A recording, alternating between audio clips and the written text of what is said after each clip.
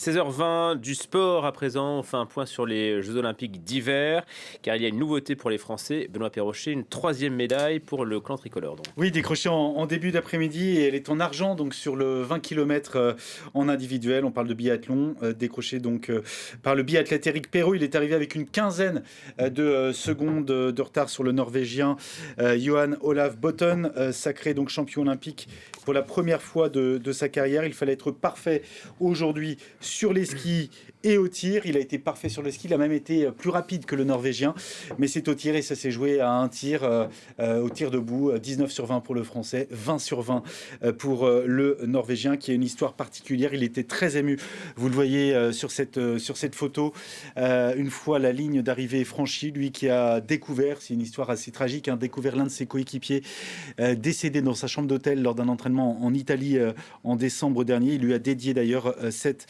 victoire, et c'est un autre Norvégien qui prend le bronze. La France qui compte désormais 3 médailles dans ces Jeux de Milan-Cortina, une en or en relais mixte, ça c'était dimanche, et donc en biathlon, une en argent et une autre en skiathlon. La France qui ne brille pas, en revanche, sur un autre sujet, à savoir l'organisation de ces Jeux d'hiver, les Alpes 2030. Oui, les Alpes 2030, c'est demain. D'ailleurs, le drapeau olympique sera remis au comité d'organisation d'Alpes 2030. Le drapeau olympique qui leur sera remis lors de la cérémonie de clôture des Jeux de Milan. Et le moins qu'on puisse dire, c'est que l'heure n'est pas du tout à la sérénité au sein du COJOP dirigé par Edgar Gros-Piron. Lutte d'influence, démission en cascade. Ce matin, nos confrères du Parisien annonçaient que le numéro 2, Cyril Linette, était sur le point d'être débarqué. Fin de mission pour l'ancien directeur des sports de Canal+, qui était arrivé en avril dernier. Ça sentait le roussi entre Gros-Piron et Linette depuis plusieurs semaines, avec de vraies divergences de points de vue, de vraies divergences de vision également autour de ces jeux, notamment l'intégration de la station Val d'Isère au projet. Linette y était opposé pour des raisons de budget notamment. Gros-Piron, lui, plutôt favorable. La carte des sites qui sera finalisée dit 6 juin, mais la station Avaline devrait bien faire partie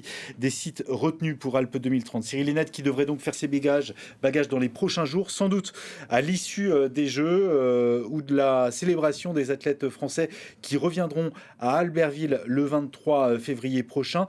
C'est un énième départ, en tout cas, après ceux de la directrice des opérations, suivi du directeur de la communication et du président du comité des rémunérations, Bertrand Méheux. Bertrand Méheux et Cyril Linette, ce sont deux hommes qui se connaissent très bien. Ils ont travaillé ensemble au PMU ainsi qu'à Canal+. Et avant de partir, Bertrand Méheux se fondait de cette lettre assez savoureuse sur l'ambiance qui règne au sein de ce COJOP. Le président, Edgar Gros-Piron, accompagné en principe d'un directeur général exécutif, se comporte comme s'il était PDG, hors de tout contrôle, sans en avoir la compétence. Voilà, ça en dit long. Ambiance.